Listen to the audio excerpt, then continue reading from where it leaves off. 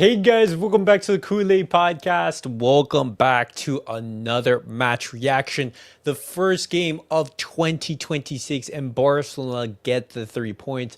Barcelona beating Espanyol in the Catalan Derby 2-0. What a game that we had on our hands, guys. And I want to start off by talking about one specific player, and that is Joan Garcia. I want to be talking about Joan Garcia because he is the entire reason why Barcelona were able to get the 3 points. This Joan Garcia, in one of the most hostile environments in the build-up to this game, the Espanyol fans, they were screaming at him. They were already sending hateful messages in the game. They had images such as this, in which they had images of rats. They were booing and shouting at Joan Garcia every single time he touched the ball, and he put in one of the best goalkeeping performances that I've seen in recent memory. What a performance from Joan Garcia. We're going to be looking at his saves because he had so many. Espanyol, in the larger picture of the match, in big portions of the match, Espanyol, they were the better team. They were creating the better chances. They were putting Barcelona under pressure. And if it wasn't for Joan Garcia, I don't believe that we come out of this game with the 3 points. That's how good that Joan Garcia was, and we're going to be talking about it. But guys, before I get started on the video, guys, make sure to follow me on all my social media platforms. Everything is posted down below.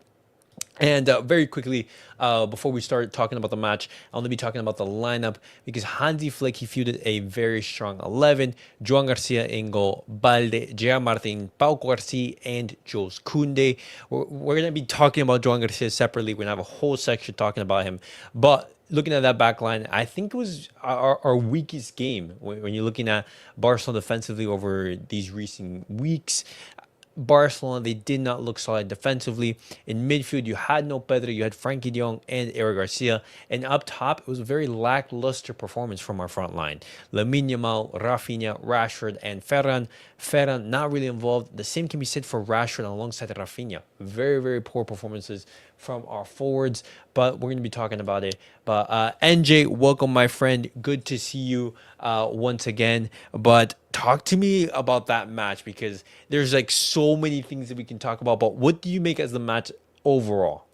Overall, like I'm glad that we got the win, but when we're gonna be real, it wasn't like the best match that you played. Like it was Mm-hmm. so it's not stale. It's like plenty of opportunity that was missed, and there were times where like they lost the possession, but obviously we're happy that we got the 3 points, but still it wasn't the best attacking wise for our No. side. No, not at all. I think, we were talking about it in the halftime space, but Yeah, Barcelona in that first half, we really struggled to create, and we weren't able to cause Espanyol any danger. In the yeah, second half, it got even worse. Espanyol, they were getting chance after chance yeah. after chance, and Joan Garcia, unbelievable, time and time again, having monstrous saves. And I want to start off talking about Joan Garcia because he was the man of the match. He's the MVP on the night. Rightfully so. Yeah, we start off in the first half in the 20th minute mark. Right here, Joan Garcia 1v1 in the first 20 minutes, and he has a great save. The shot is, directed right at him, but he's in the right spot, in the right position. We talked about the Gerard Martin push Yeah. because Joan Garcia, he did push Gerard Martin in order to make that block. It was a funny moment right there. But this was Joan Garcia's first block and first big save of the night. Just 18 minutes after, you have this one. And I don't know if this was the best save of the night, but I could say it was the best one because there's another Yeah, one that was the that best that one. that is very tightly contested. But right before the end of the first half, Joan Garcia has this save, a header that is Yeah. point blank, and Joan Garcia is able to get a hand on it and deflect it out for a corner. If Joan Garcia doesn't get a hand on that, that's 1-0. Espanyol get the I was momentum. okay with that too, if he scored, but at least you were able, you were like a daredevil to like try to stop it. Unlike when like you're saying he will just stand right, but I don't care. To me, I don't mind if they score 1-0. At least he tried on saving that, like actually, like giving it all to save. But the fact that he was able to save it on point blank, yeah, I was like, okay. Yeah, Then 100%. then the third one, like where like he just lay in the ground, where like he just stole the ball. It wasn't really a great save. He got. He was like a 50-50 because again with younger say he has like a long wingspan as well, right? Yes. So that's why I agree with you. The second one was the best one that we had. The first save, it's the reaction time from Joan Yes. Garcia that you praise. Him Yeah. able to react so quickly when the ball is flying with speed and Mm-hmm. it's such close range. But this one you highlight his positioning because Yes. Joan Garcia was able to be in the right spot at the right time. Mm-hmm. And when you see this, the striker is 1v1. This is a Yeah. better opportunity than the one in the first half Yeah. than this shot right here. Let me show you really quickly. But it's better than Mm-hmm. this shot right here because there isn't two players. There isn't Gerard Martin or Yeah. Pau Guarci on him. I believe the player who was able to get past him, who was it? I think it was Fernandez. Yeah. Like he got run away from Eric and Martin, I think, right? Yeah. Exactly. That was Uh, crazy. That was crazy. That what he did to the two of them. Like, oh, snap, they got cooked. yes, Then both yeah, of them got cooked, and then Jules Koundé came along as well. He yeah. slide tackle, but wasn't able to get the ball. Fernandez He goes didn't really through. help us well. This guy actually didn't really help. He got Uh worse. huh. Yeah, yeah. And right here, Joan Garcia on the floor, able to react because Fernandez is trying to get past Joan Garcia right here. And this is a pivotal moment in the match because this is in the second half, in the 60th minute. And we saw just right before the first half ended, Joan Garcia having a big save and him following up at the start of the second half with another big save. And it continues on. Joan Yeah. Garcia, Oh yet man. again, showing up right here, making a Yeah. save, and then showing up big again. Another save as well. You see this Yeah. right here, and you're just seeing him show up time and time and time again. And let me see if there's any more big saves because there's a couple big saves in the hand of Dimitrovic. This one specifically, which he denied Barcelona's Yeah. opening goal scoring opportunity. Yeah. Fair play to him as well. Fair play for him. He Joel, cooked the goalkeeper from Espanyol. He clutched it as yeah, well. yeah. Dmitrovic, he also had a great performance. Yeah. Catalan, he says, Joan Garcia could have saved the Titanic with that performance. My God, this performance from Joan has been amazing. But Bro, NJ, just talk to me about the performance from Joan because we were talking about in the first half what impact he could have, throughout the yeah. season. But oh my God, could this be an all-time signing right here from Barcelona? What do you Bro, think about it? bro. Remember last year I was raving about this guy. Sign this guy, bro. Remember every video they post about Yeah. goalkeeper. I keep putting Joan Garcia, Garcia. Yo, with your topic, yes, I think he will be an all time signing if we surround him with the right defense. Like it doesn't It, mean I like the defense that we have, but if we're gonna gear up to the next level, we need to get a center back yeah. that will be like the second leader in front of Juan Garcia. Because again, with Juan Garcia, his skill set is very like rare He and very advanced. he's so well rounded. He's great on the air. He's great on the ball. He's a great shot stopper. And what He's usually fast, happens, exactly, he's great off the line. Yeah, What usually happens is a keeper. He has some flaws in his game. For example, yeah, it Ter happens to Stegen. every He's goalkeeper. great on the ball, but he's a poor shot stopper. Yeah, He isn't that great. He's poor in the air. When you're looking at some keepers, for example, in the Premier League, yes, they're amazing shot stoppers, but on the ball, they're absolutely atrocious. yeah. Joan Garcia is so well rounded that he's just able That, to. yeah. Sorry to interrupt, but I shout out to like Espanyol for having going back and forth, hardships and relegation. You guys helped them to be Yeah, to like mature up during the pains, and now yeah. and now and now he's allowed to get to like enjoy now the glory days. How about hmm that? And it's crazy to think that Barcelona they signed him for 25 Yeah, million euros. I mean, That's a steal. That's a yeah, it is a steal. steal. It is a steal. It's their fault for being greedy. When Arsenal approached them. he got greedy. They wanted to ask more, and now they're paying for what they did. So now, man, listen. I get what they're feeling because he left to join Barcelona, but hey, man, it's your fault for not selling Arsenal. Okay. But okay, so when you're looking at Joan Garcia standing right now, Yeah. where do you think he ranks in best goalkeepers in the world? Because Just right, when I with I'm this what season, happened? this season. Yeah, this season, this year, what better keepers are out there that you say, hey, they're performing better than Joan Garcia? Because at this point in time, it's very hard to think of anyone who's been better than Joan Garcia this season. Are we talking about like just shot stopping or just? No, no, just keepers overall. Who do you think has been the best keeper right now? Oh, I mean, if we're gonna like, if we're gonna base it in by league only, I'll say No, I younger. mean like everything, everything. When you're talking about just I mean, everything, who's been the best goalkeeper right now?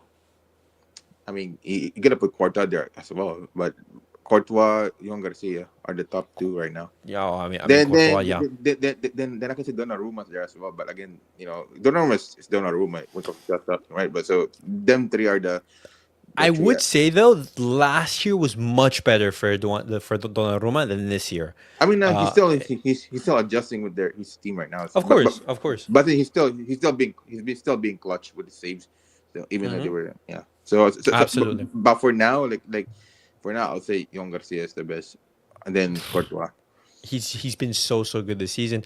Yeah. By the way, Kudam, happy birthday! 26 years old. Happy birthday! Oh, you're Starting fucking off hunk. the So, jeez, bro. happy birthday! Wish you all the very best. Barcelona getting the victory, and as you asked, Joan Garcia, man of the match for Barcelona. Yeah, First match of 2026. When we talk about, the players who now were on the positive end, who were the goal scorers for Barcelona, we have to talk about Danny Olmo, and Oh wait, we have to wait, talk wait, wait, about, wait, wait, wait. Before you continue, but I yeah, just hope that if we surround Young Garcia with talents, bro, like in the back line and some place in the front, I just hope that he surpassed Victor Valdez as the most winningest goalkeeper with more UCL with Valdez. Hopefully one day, if that happens, if they allow it, hopefully, man. right now Barcelona have, I would say, the best goalkeeper in the world. I don't remember the last time we had that. You have to think back to what Ter Stegen in his 2015 or in 2019, which he was Tonelli was absolutely the closest. unbelievable. Yeah, Tonelli, that was his closest best performance, but Yeah. obviously we lost it. But it's still that year he was that year. Ter Stegen also carried us that year. So, but after that, he was just downhill. After. Absolutely. And so, in order to get the best of Joan Garcia, you have to reinforce him. And looking at this game, if I'm Joan Laporta and I'm Deco, I'm thinking, hey, we need to reinforce the back line because Yeah, you overall, have to, man. Joan Garcia, he kept Barcelona in the game, but it wasn't a great performance from Barcelona. And Yeah, as you said, Espanyol, they were better than us in large periods of the match, and that can happen. It's not. I'm not bashing Hansi Flick or the team or anything. yeah, It's understandable, but the thing is that you want to have the options off the bench, and we talked about it exactly. at the start of the game. The only defensive reinforcement that Hansi Flick had to reinforce that backline or to change something was Joffrey, a La Masia left back. In a game that is Intense like very this. intense, an Espanyol team that is fighting for European places. You can't be coming into this match and thinking, hey, La Joffrey is going Masia. to be my only option off the bench. Well, imagine, well, like having a La Masia as your first choice coming from the bench, bro. Yeah, no, but Get even out. then, you have a left back as your starting center back. You have a center back as your starting midfielder. And so when you're looking at all these things, like Hansi Flick needs reinforcements. But Exactly, bro. I've been telling people that the people were saying, oh, yeah, if Flick can't use his tactics to the players, then he needs to leave. I'm like, are you dumb? no, I'm like, are no, you it dumb? is. It's ridiculous for some of those fans, like those fans, like, oh, get them Come, out, get come them on, out. come on, bro. Like Flick is the perfect manager for this project to bring us back. Hmm. Sure, he might not win the Champions League, but at least he's gonna leave with a good setup, for the next magic to win us everything. But still, come on, like people knew that the signing Flick.